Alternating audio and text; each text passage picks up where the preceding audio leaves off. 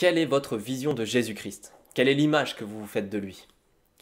Un des apôtres, des chrétiens influents du 1er siècle, l'apôtre Paul, écrit dans l'une de ses lettres, la deuxième qu'il écrit aux Corinthiens, au chapitre 5, au verset 16, il écrit « Si nous avons connu Jésus-Christ de manière purement humaine, maintenant nous ne le connaissons plus ainsi. » Parce que oui, Jésus-Christ est venu en tant qu'homme vivre une vie humaine.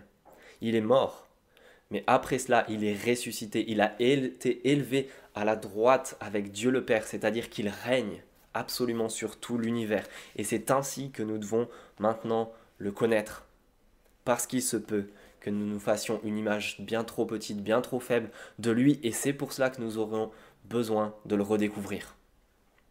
C'était le cas en tout cas de Jean et des églises auxquelles il écrit dans le livre de l'Apocalypse, le dernier de la Bible, puisque au chapitre 1 et au verset 9, il se présente comme le frère et le compagnon de tous ceux qui vivent la foi en Jésus-Christ, dans la persécution, le royaume et la persévérance en Jésus-Christ. Autrement dit, tous ceux qui vivent la persévérance au sein de la souffrance à cause de ce royaume de Jésus-Christ.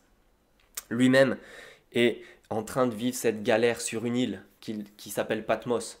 Et très certainement, il n'est pas les doigts de pied en éventail, en train de siroter un cocktail en bord de plage. Non, il se retrouve là-bas à cause de ce qu'il appelle la parole de Dieu et le témoignage de Jésus-Christ. Exilé, seul, confiné, en train de subir la souffrance à cause de sa foi en Jésus-Christ. Et c'est très précisément dans ce contexte, dans ces galères, qu'il reçoit, qu'il a une vision grandiose de Jésus-Christ qu'il a hâte de transmettre aux églises pour les encourager, pour nous encourager au sein de la galère, de la souffrance. Je ne sais pas ce que vous vivez en ce moment comme galère, que ce soit la famille, le boulot, la vie compliquée.